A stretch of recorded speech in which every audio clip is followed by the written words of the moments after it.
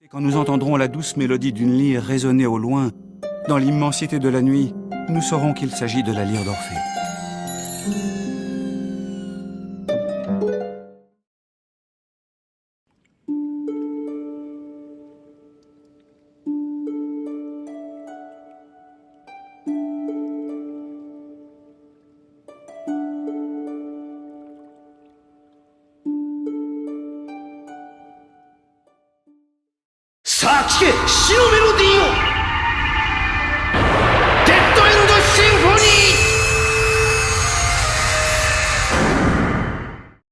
Salut tout le monde, c'est Orpheus et je vous souhaite la bienvenue sur ma chaîne YouTube pour une review aujourd'hui consacrée à la Miklos classique de Sorrento de Sirène, le général Marinas de Poséidon, qui est le gardien du pilier de l'océan Atlantique.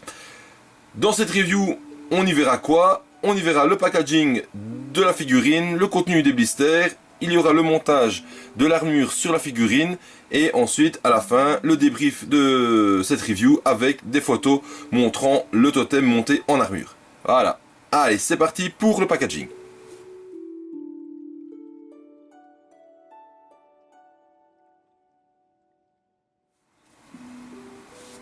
Que va-t-on retrouver au niveau du packaging de cette figurine? Tout d'abord, on va retrouver donc une boîte au format Miklos classique, boîte qui s'ouvre en deux parties, système volet, permettant de voir de part et d'autre au travers d'une fenêtre en plastique le contenu des blisters qui ont ici été retirés pour la review. On va retrouver en avant-plan une représentation de la figurine montée en armure et en arrière-plan un visuel tiré de l'animé représentant la figurine, donc ici Sorrento de Sirène. On va retrouver différentes écritures et sur la boîte on retrouve un petit sticker argenté avec l'ours de la Toei ici en rouge, ce qui veut dire que cette boîte est d'origine hongkongaise.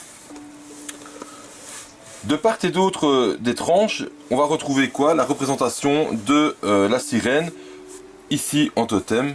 D'accord, voilà, on la verra mieux comme ça. Ni plus ni moins. Sur l'arrière, on va retrouver différents visuels. Un visuel montrant la figurine dans son entièreté, montée en armure. Les différentes possibilités qu'on peut avoir au niveau du montage du visage, avec ou sans le casque. Différents visuels montrant l'arrière. Donc on peut monter la figurine soit avec les ailes, soit avec une partie sans ailes, soit avec la cape. Et ensuite, une représentation d'une attaque de Sorrento ici avec sa flûte et une représentation du totem ici monté en armure. Voilà. On a sur le dessus le symbole de Poséidon et en dessous rien de très intéressant si ce n'est du blabla écrit en plusieurs langues. Voilà, ça c'est pour le packaging. Ensuite, on va passer au contenu des blisters. On va retrouver qu'au niveau des blisters plusieurs éléments. Voilà. Voilà. On va retrouver dans un premier temps ici une notice. Notice en couleur avec différentes représentations donc de la figurine, plus ici les figurines qui étaient sorties à l'époque avec les appendices, etc. De l'autre côté, on va y retrouver quoi? Eh bien, tout simplement le plan de montage de la figurine avec la partie figurine, la partie totem. Voilà. Notice traditionnelle des Miklos. Ensuite, on va retrouver quoi d'autre dans le contenu de cette notice? On va retrouver un sticker ici, sirène, qui peut être collé sur les totems. Et alors, la magnifique cape des Miklos classiques, cape en nylon bleu foncé, complètement hideuse, qui ne sera pas montée ici parce que ça ressemble à rien du tout. Voilà. Je préfère de loin ne pas la mettre que de la mettre. Ensuite, au niveau des blisters, on va retrouver quoi? Hop. Un premier blister. Reprenons ici la figurine avec les différentes parties de l'armure. Donc nous avons le casque, le plastron, les épaulettes, avec les brassières, les coudières, etc. La partie jambière. Et sur l'autre blister, nous allons retrouver ici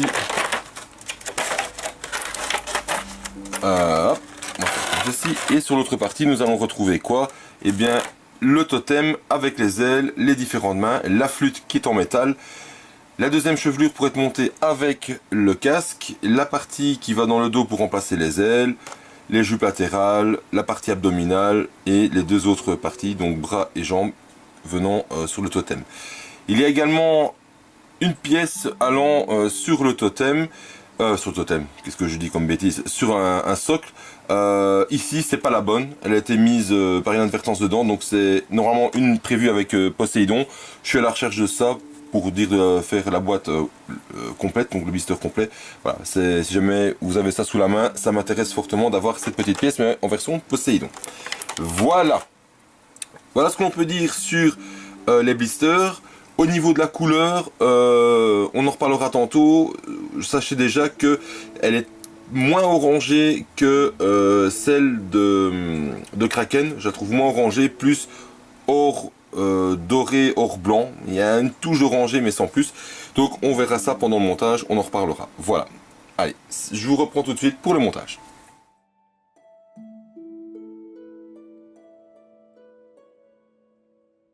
Alors, on va procéder au montage de la figurine. Montage qui est a priori relativement simple.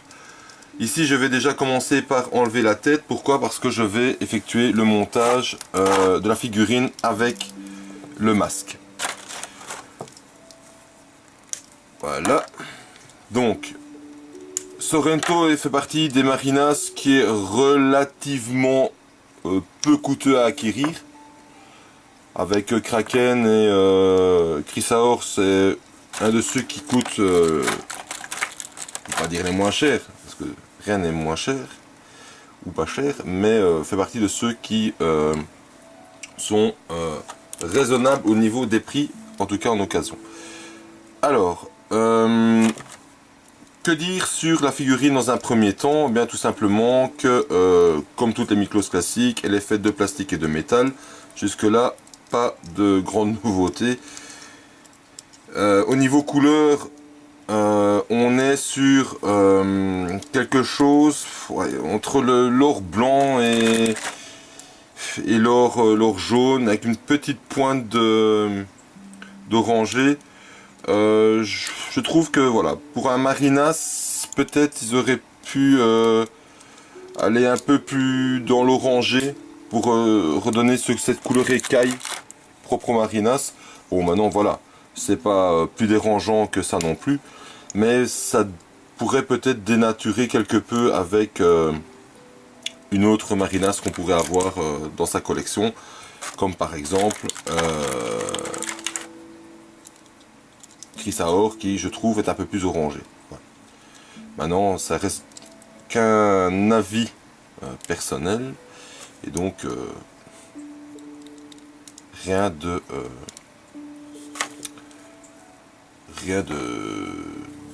d'absolu en soi. Alors je vais fatalement opter pour une position avec la flûte, parce que Sorrento sur sa flûte c'est pas Sorrento. Donc avant de faire la vidéo, fatalement je savais déjà quelle main j'allais monter pour faire la review. Bon, figurine qui, comme Kraken, se monte super facilement. Il n'y a pas beaucoup de pièces, donc je veux dire que par là la notice ne sert pas à grand chose. Voilà.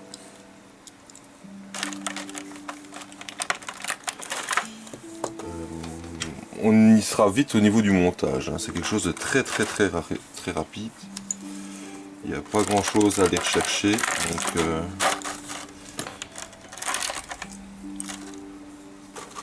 au final parfois plus c'est simple et plus c'est joli au rendu final, je trouve. Parfois avec trop de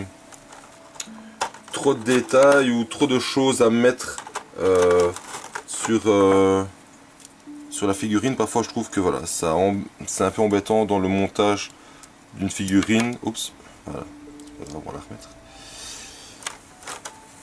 Et voilà, j'aime bien quand c'est simple, pas trop simple, mais parfois quand c'est simple, c'est pas plus mal non plus.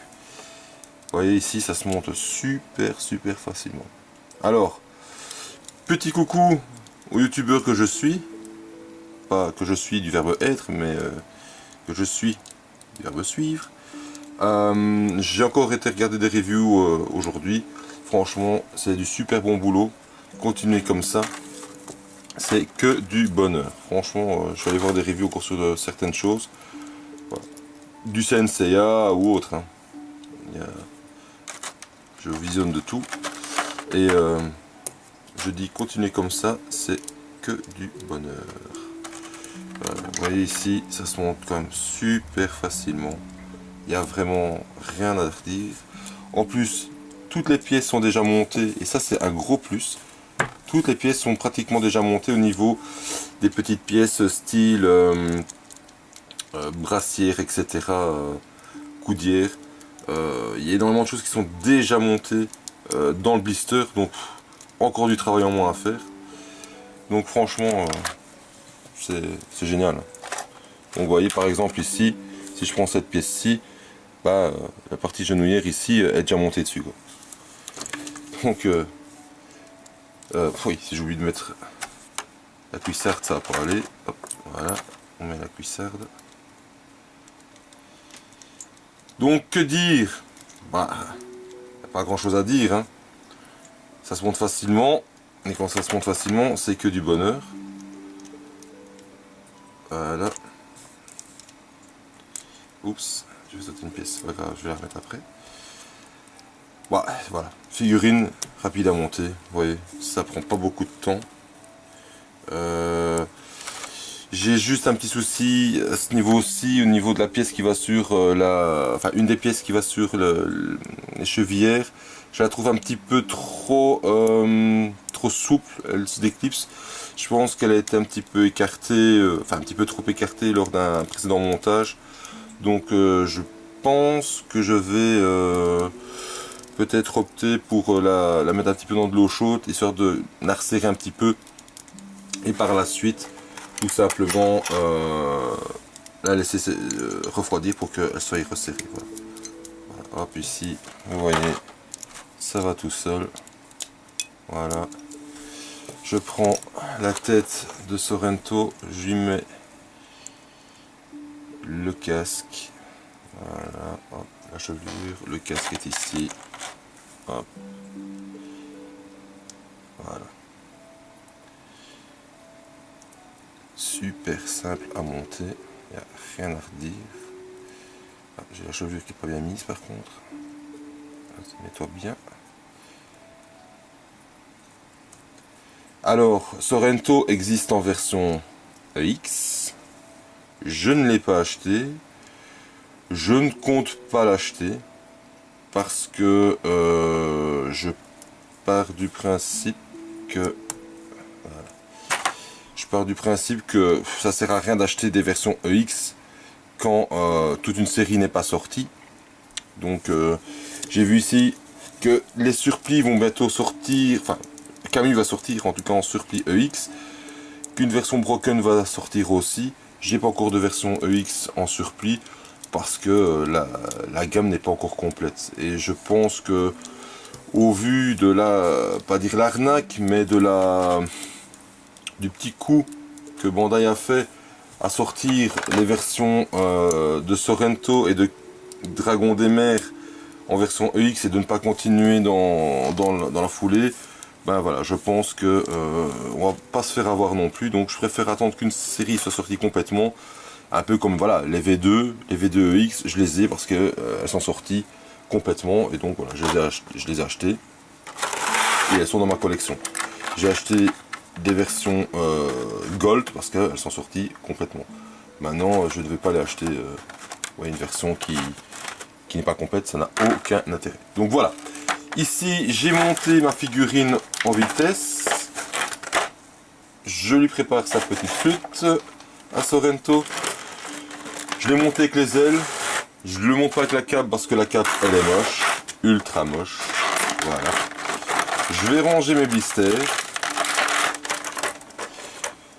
Et après, ben, je vous reprends pour la fin de cette review avec une petite pause et le débrief de la figurine.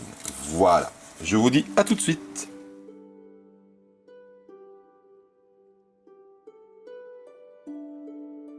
Voilà, on se retrouve donc pour la fin de cette vidéo avec le petit débriefing de la figurine. Alors, je vais attaquer tout de suite le côté esthétique. Cette figurine, elle est impeccable, très belle, comme la majorité des Miklos qui existent chez Bandai. Alors, côté couleur, par contre, j'ai un petit bémol à formuler, c'est que cette armure est plus proche de l'or jaune avec or blanc que de l'or jaune avec une teinte orangée. Il n'y a pas beaucoup de teinte orangée dessus, et je trouve ça un petit peu dommage pour un Marinas, parce que je trouve que ce côté orangé rappelle un petit peu la couleur de l'écaille et ça donne un côté beaucoup plus aquatique, plus Poséidon on va dire, au niveau de la teinte de l'armure.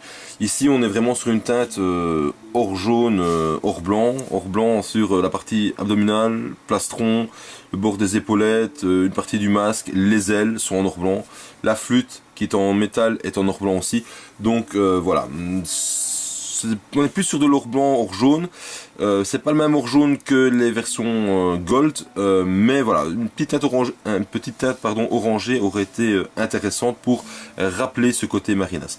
À côté de ça, rien à redire au niveau du montage. Comme vous avez pu le constater, il y a beaucoup de pièces qui sont déjà pré-montées. Tout ce qui est partie genouillère, coudière, etc. c'est monté dessus. Donc on ne doit pas s'amuser à les monter. Tout se met facilement, tout se clipse facilement, tout tient très bien, il n'y a rien qui tombe. Au niveau des visages, on n'en a qu'un, ça c'est dommage. Il aurait été intéressant d'avoir peut-être un deuxième visage et avec un peu de luxe un troisième. Ici on n'a qu'un seul visage, c'est un petit peu dommage. Ça aurait été intéressant peut-être d'avoir Sorrento avec les yeux fermés en train de jouer de la flûte, ça aurait été pas mal. Voilà. Au niveau de la chevelure, on n'a qu'une chevelure frontale avec ou sans masque qui est disponible. Les ailes, elles sont montées dessus. Pourquoi? Parce que la partie qui se fixe à l'arrière, sans les ailes, je trouve ça pas très intéressant. Et par contre, la câbleuse, c'est totalement immonde. Donc voilà, je n'ai pas monté du tout. Et je trouve même que ça dénature et ça diminue la beauté de la figurine. Si on la monte avec cette cape immonde, bleue, en nylon, rigide, enfin, ou semi-rigide, c'est vraiment laid. Ça ressemble à rien. J'ai en projet de créer peut-être, j'ai déjà fait des essais, de créer des capes un peu plus rigides. Si jamais j'arrive vraiment à trouver la bonne solution, ça fera partie d'une review, mais c'est pas pour tout de suite. Mais voilà, c'est en cours de projet. Ensuite, que dire de plus sur cette figurine? Elle est très abordable au niveau prix au sein de la communauté. On l'a, je pense, dans une trentaine, quarantaine d'euros, je dirais plus la quarantaine d'euros pour l'avoir, je pense.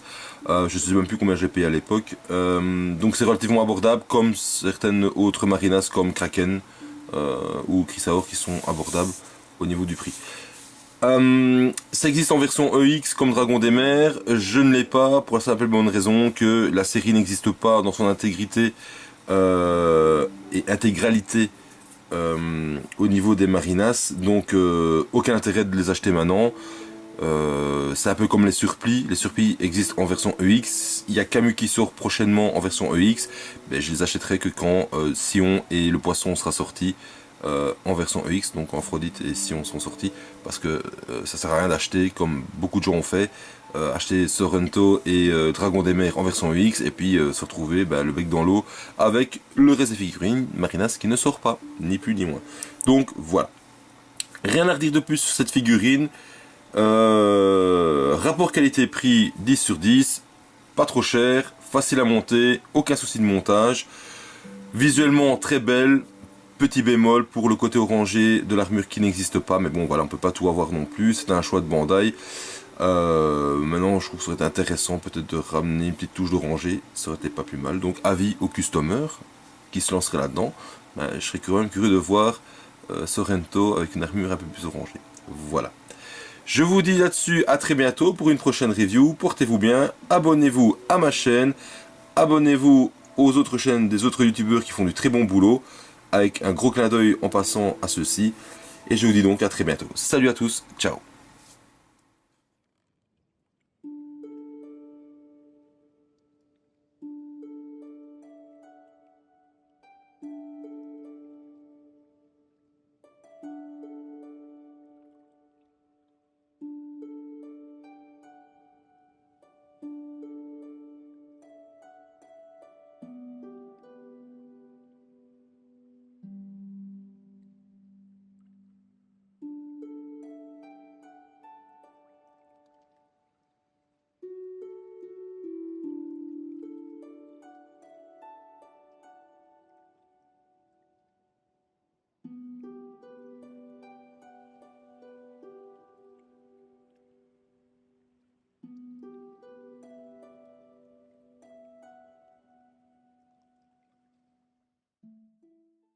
Quand nous entendrons la douce mélodie d'une lyre résonner au loin, dans l'immensité de la nuit, nous saurons qu'il s'agit de la lyre d'Orphée.